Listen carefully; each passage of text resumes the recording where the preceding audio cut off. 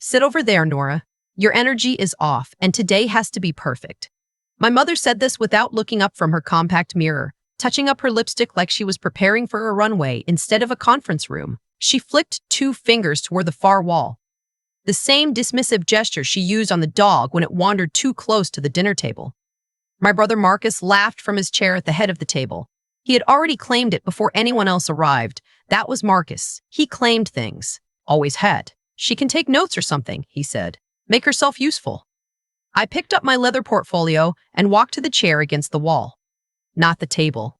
The wall. The one reserved for assistants and people who didn't matter. I set my portfolio on my knee, uncapped a pen, and looked down at the blank paper like an obedient daughter taking dictation. 4 minutes. The woman they had been negotiating with for 6 weeks was arriving in 4 minutes.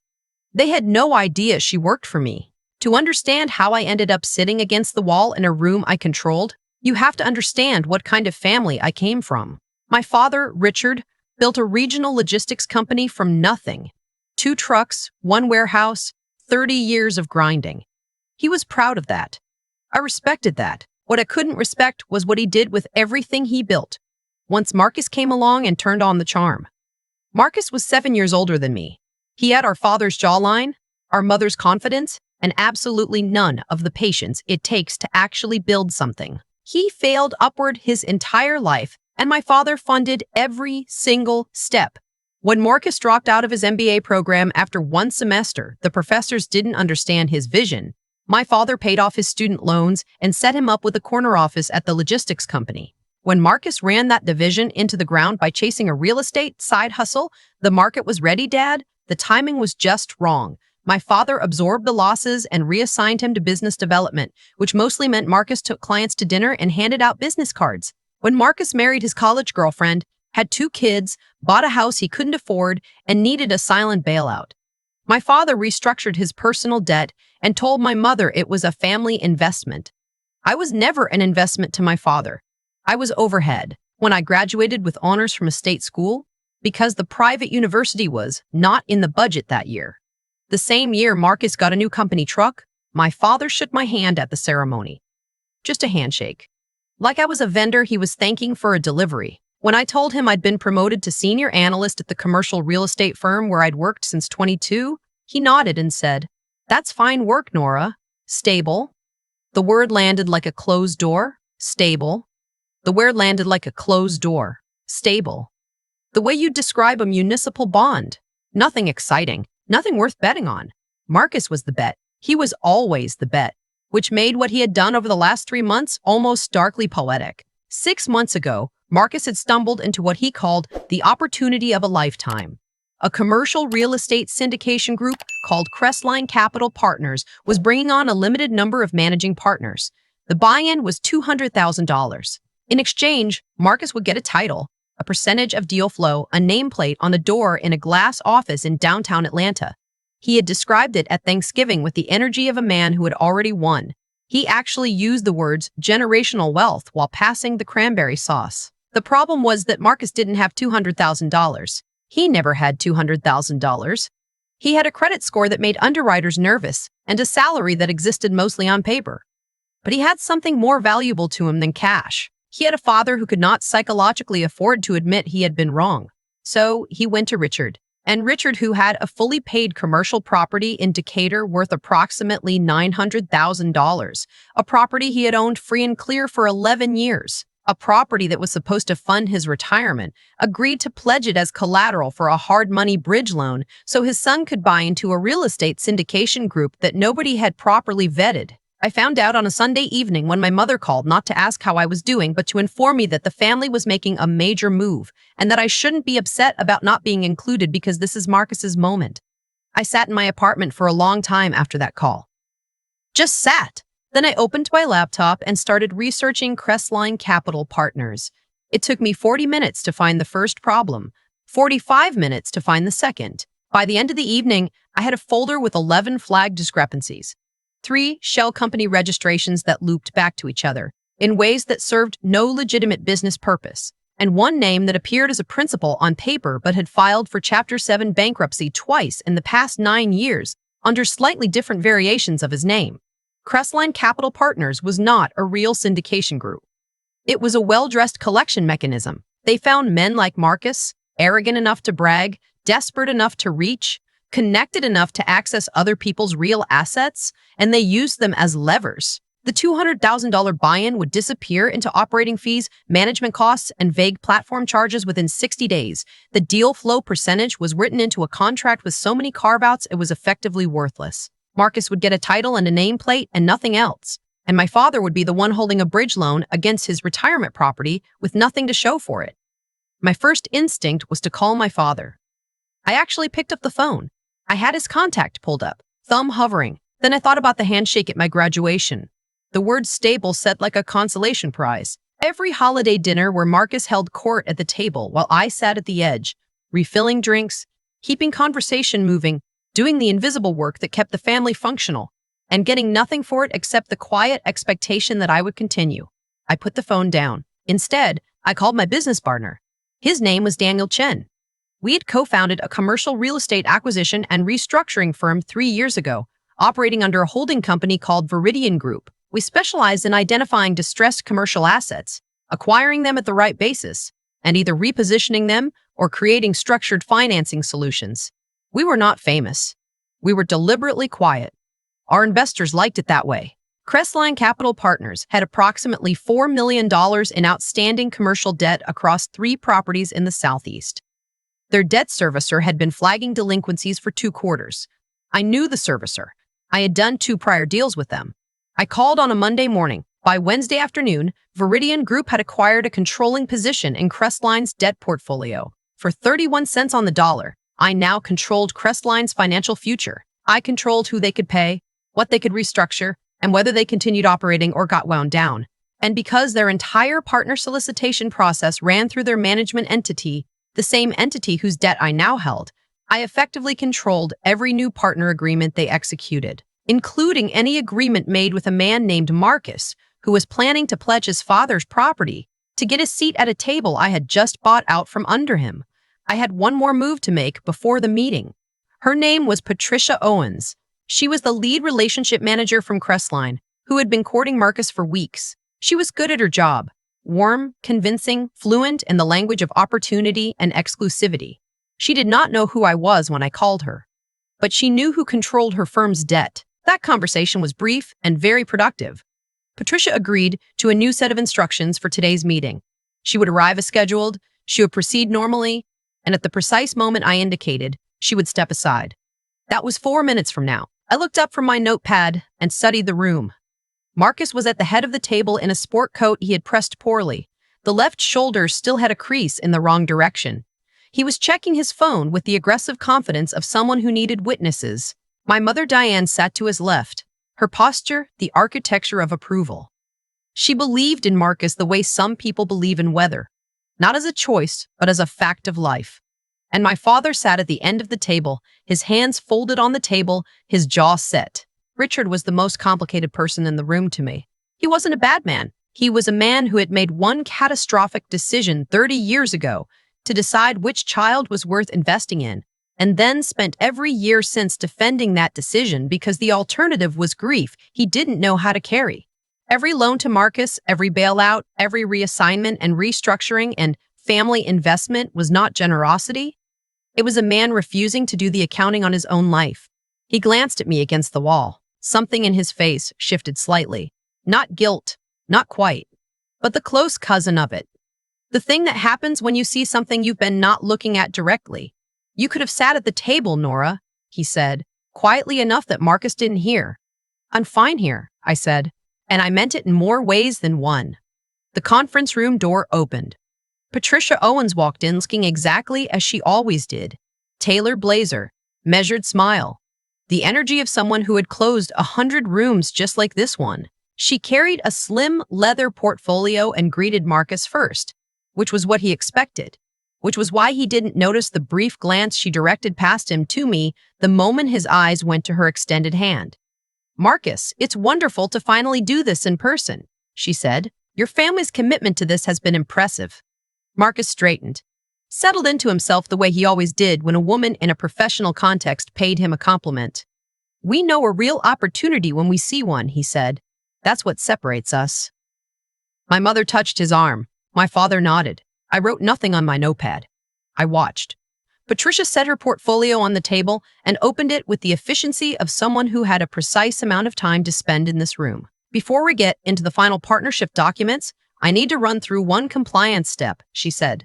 Liquidity verification, standard for all managing partner agreements at this level. I need current account statements showing available funds, 200,000 liquid, unencumbered. Marcus had been expecting this. He had also been preparing for it. What I knew, and Patricia now knew, and Marcus did not know, was that Marcus did not have 200,000 liquid dollars. He had, as of this morning's credit check, approximately $11,000 across 2 accounts, a maxed rewards card, and a home equity line he had drawn down to 60%. The 200,000 he had told my parents was ready to move did not exist. It had never existed. What existed was a spreadsheet Marcus had built in Excel, formatted to look like a wire confirmation, printed on high-quality paper with a bank logo he had found on the internet and scaled to fit the header. He had showed it to my father last week as proof of funds. It was a photograph of a document that had never been issued by any financial institution. If he presented it in the context of securing a collateralized loan agreement, that was wire fraud. Federal, the kind with a sentencing guideline that starts at 21 months and scales up considerably based on the value of the assets involved. My father's commercial property in Decatur was valued at $900,000. I watched Marcus open his briefcase with the practiced nonchalance of a man who had talked himself into believing his own performance. He withdrew a manila envelope and set it on the table with a small, confident push, the gesture of someone sliding proof across a poker table. Certified account statements, he said, liquid and ready. Patricia didn't open the envelope. She looked at it for exactly 1 second, then looked at me. That was my cue. I closed my notepad. I stood up from the chair against the wall. I walked to the conference table and set my leather portfolio down at the empty seat across from my brother. I sat down. Marcus looked at me the way you look at a piece of furniture that is moved on its own. Nora, what are you? Give me 1 moment, I said. I opened my portfolio and removed a single page. I slid it across the table to Patricia, who accepted it with the composure of someone who had been briefed. What is that? My mother asked, her voice tightening. Corporate resolution, I said. Viridian Group acquired Crestline's debt portfolio 11 days ago. Patricia now operates within a structure that reports to our board, which means this meeting, this agreement, and any partnership executed today flows through us. The room was very quiet. Viridian? My father said slowly, like he was trying to remember where he'd heard the name. My company, I said. Daniel Chen and I founded it 3 years ago. We focus on commercial real estate restructuring. Marcus's face was doing something I hadn't seen it do before. The confidence was still trying to hold its shape, but there was something destabilizing underneath it, like watching a building settle wrong. You work for a real estate firm, he said. I own one, I said. That's. He looked at my father. Dad, she's just Marcus. I kept my voice even. I need you to open your briefcase again. Excuse me? The spreadsheet you formatted to look like a wire confirmation, the one with the bank logo from the internet. I need you to take it out and put it on the table. The color left his face in a way that happened slowly and then all at once. I don't know what you're. I've seen it, I said. A source inside the process forwarded it to me before today's meeting. You printed it last Thursday at 11:47 p.m. on your home printer. The logo is a PNG file. The font on the account number is 2 points smaller than the rest of the document because you copied the number from a template and didn't reformat it. My mother made a sharp sound. Not quite a word. My father had gone very still. You brought a fabricated financial document to a collateralized loan meeting, I continued, in which your father intended to pledge a $900,000 commercial property. That is wire fraud under 18 U.S.C. Section 1343, federal prosecution. Minimum sentencing starts around 2 years and scales with the asset value involved. I paused. This property would put you well into the elevated range? Marcus pushed back from the table slightly, not standing up, just retreating in the only direction available. You would not do that, he said.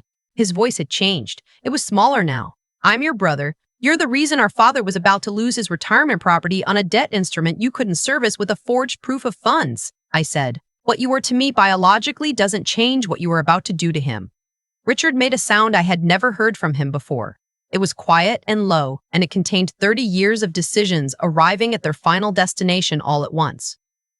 Marcus? He said. Just the name, but the way he said it held everything. Marcus turned to our father and I watched him do the thing he had always done. Assemble the performance, reach for the explanation, begin constructing the version of events where he was still the protagonist. Dad, I had it managed, the funds were moving, there was a timing issue with the transfer window, and I just needed something to hold the stop, Richard said. Marcus stopped. My father looked at him for a long time. Then he looked at me, and in that look was something I hadn't been prepared for. Not gratitude, exactly, and not apology, but recognition. The first real recognition I had ever seen from him. The look of a man who had finally done the accounting and was sitting with the number. I reached into my portfolio and placed 2 documents on the table. Option 1, I said. I forward the file and the metadata to the U.S. Attorney's Office. Patricia provides her cooperation as a witness, since she was present when you attempted to use the fabricated document to secure a collateralized agreement. The case is strong. The asset value involved means it gets prosecuted. No one spoke. Option 2, I said. Marcus signs a personal liability release that removes him from all involvement with Crestline, permanently and irrevocably. Dad signs a deed, transferring the Decatur property to Viridian as settlement against the debt position we hold. We dissolve the bridge loan. Marcus keeps his freedom. Dad keeps a roof. That's his property, my mother said. And her voice had the quality of a woman discovering that the ground she had been standing on was not what she thought it was. You can't just... He was about to lose it to a fraudulent debt instrument backed by a forged financial document, I said. I can stop that, or I can let the federal process run its course and the property gets tied up in asset seizure proceedings. Those take years. Neither of you wants that. Diane looked at Marcus, then at me, and for the first time in my memory, she didn't know which direction to face. Marcus put his head in his hands. Richard picked up the pen. He sat with it for a long moment. His hand wasn't shaking the way I'd expected. He was very still. He signed the deed transfer with the deliberateness of a man who had finally run out of road and was accepting the terrain with what dignity he had left. He set the pen down. He looked at Marcus. Get out, he said. Dad, I said get out of this room. Marcus stood slowly, collecting his briefcase with the movements of someone who no longer had a performance to maintain. He didn't look at me as he passed. He walked out of the conference room and the door closed behind him, and the room held the particular silence that follows something that cannot be undone. Patricia gathered her documents and excused herself with the quiet efficiency of someone who understood that the meeting was over and the family needed the room. I began organizing the paperwork. Nora, my father's voice. I looked up. He was looking at me the way he should have looked at me at my college graduation, at my promotion, at every holiday dinner where I had refilled the glasses and kept the conversation moving and made myself useful in ways that didn't require acknowledgement, because acknowledgement was never coming anyway. I didn't know, he said. He meant my company, my career, the scope of what I had built, without his knowledge or his funding or his faith.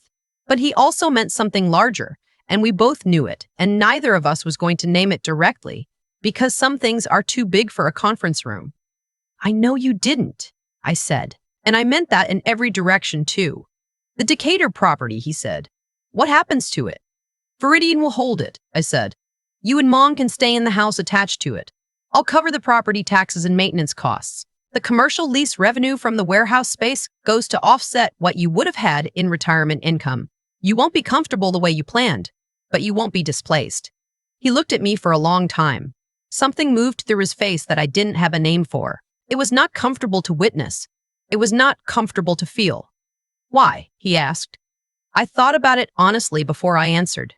Because you built something real, I said, and I didn't want to watch it disappear because you couldn't stop believing in the wrong investment. I paused, but I'm done sitting against the wall. He nodded once. Small. The most honest gesture I had ever seen from him. I slid the final document across the table to Patricia's empty chair, where it would be picked up and processed by the end of day. I closed my portfolio. I stood. I buttoned my jacket. I'll have my attorney send the management agreement by Friday, I said. Read it before you sign it this time. I walked to the conference room door. I did not look back at the chair against the wall. Outside, Atlanta was loud and bright and indifferent. The way cities are when something private and enormous has just finished happening inside one of their buildings. I stood on the sidewalk for a moment and let the noise land on me. Not triumph. That wasn't quite the right word for what I was feeling. Triumph implies a contest you wanted to enter. I had never wanted this contest. I had wanted a father who looked at me and saw an asset instead of an overhead line. I had wanted a family that distributed its belief evenly. What I had instead was a company, a controlled debt position, and a property deed. Some people get what they want. The rest of us build it ourselves and make the accounting come out even at the end. I turned left and walked toward the parking garage and didn't slow down once. 3 weeks later, a federal inquiry into Crestline Capital Partners was opened by the Atlanta field office. The principals had apparently been running their collection scheme across 4 states. Patricia cooperated fully. The documentation I had preserved and forwarded, not of Marcus, but of Crestline's principals, gave investigators exactly what they needed. Marcus called me the night the news broke. I let it go to voicemail. He called again the next morning. And the morning after that, I listened to the first message. He said he was sorry. He said he hadn't understood the scope of what Crestline was. He said he hoped I knew he would never have let Dad lose the property. He said a lot of things that were probably partially true and partially the architecture of a man trying to believe his own revised version. I didn't call back, not because I was punishing him. I want to be clear about that. I had done what I needed to do. The accounting was settled. What I felt for Marcus now was not hatred or satisfaction or the particular cold pleasure of a long revenge executed cleanly.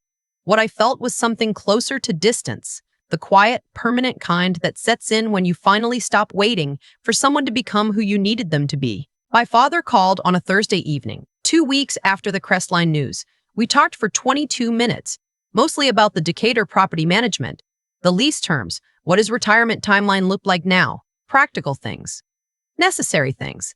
At the end, he said, I should have paid more attention. I said, yes. He said, I'm paying attention now. I said, I know. We hung up. I sat in my home office for a while after, looking at nothing in particular. There was a framed photo on my desk from the day Daniel and I signed the Viridian operating agreement, both of us looking exhausted and 28 and unreasonably optimistic. I had taken out 2 personal loans to fund my half of the initial capital. I had eaten rice and beans for 4 months. I had not told my family any of it because telling them would have meant watching my father nod in that closed doorway and my mother ask when I was going to do something more visible. The invisible work is always the load-bearing kind. The family just never bothered to look at the structure. I picked up my phone and texted Daniel. Decatur lease renewals came through. Both tenants signed 5-year extensions. He replied in 30 seconds. That's the one your dad owned? Was, I wrote back. A pause. Then, how do you feel? I looked at the question for a while, thought about the conference room and the chair against the wall and my father's pen moving across the deed transfer and Marcus walking out with his briefcase and Patricia's quiet professional exit and the sunlight on the Atlanta sidewalk after. Even, I wrote, and that was exactly right. Not healed, not victorious, not finished with whatever complicated grief gets stored in the body of a daughter who spent 30 years being the investment nobody made, but even. The books balanced, the structure held. The invisible work, finally, had a name on the deed. There's a version of this story where I warned them, where I pick up the phone, call my father and say, Dad, stop. Don't sign anything. The firm is a fraud, and Marcus doesn't have the money, and you're about to lose the only real thing left. There's a version where I'm the bigger person, where I swallow everything and protect people who never once protected me. I didn't choose that version. And I've thought a lot about why. What I've come to believe is this. Consequences are not punishment. They are information. They are the world completing a sentence that someone else started. My brother spent 30 years starting sentences he never intended to finish. Every shortcut, every forged number, every time he let our father absorb the cost of his ego. And none of those sentences ever got to their ending because someone always stepped in. Someone always stopped in the landing. The sentence kept getting interrupted before the meaning could land. I let the sentence finish. That's all I did. And I want to be clear about what that required from me. Because it wasn't anger. Anger is loud and fast, and it spends itself. What I carried into that conference room was something quieter and more expensive. It was the discipline to build something real over 10 years without anyone's belief or funding or acknowledgement. It was the intelligence to understand a debt structure well enough to dismantle one before it destroyed my family. And it was the integrity to make sure that when the accounting was done, nobody was left with nothing. My parents kept their home. I covered their taxes. The cruelty I could have chosen, I didn't. That's the thing nobody talks about when they talk about stories like mine. The restraint is the hardest part. Anyone can burn something down. The harder work is deciding exactly how much fire is necessary and stopping precisely there. I think about Nora sitting against that wall, holding a leather portfolio and a pen, watching her brother claim the head of the table. 10 years of that. 10 years of being assigned the corner, the wall, the kids' table, the chair that wasn't at the table at all. And instead of becoming bitter, instead of letting that diminish her, she just kept building, kept learning, kept making herself into someone who could walk into any room and own the structure underneath it before anyone noticed she'd arrived. That is what integrity actually looks like when it's being lived rather than performed. It's not dramatic. It doesn't announce itself. It shows up at the end when the documents are signed and the deed has a new name on it and you're standing on the sidewalk in the afternoon light, not triumphant, just even. The book's balance. The work was real. The invisible load-bearing structure finally has your name on it. What I want you to take from this is not revenge. It is not the satisfaction of watching someone lose what they gambled recklessly. It is something simpler and more durable than that. Build the thing. Do the work that nobody sees. Develop the knowledge that nobody gave you credit for acquiring. And trust, not in luck, not in someone finally noticing. Trust in the compounding nature of honest effort. It accumulates. It earns interest quietly in the dark for years. And then one day you walk into a room and sit against the wall and smile because you already know what nobody else in the room has figured out yet.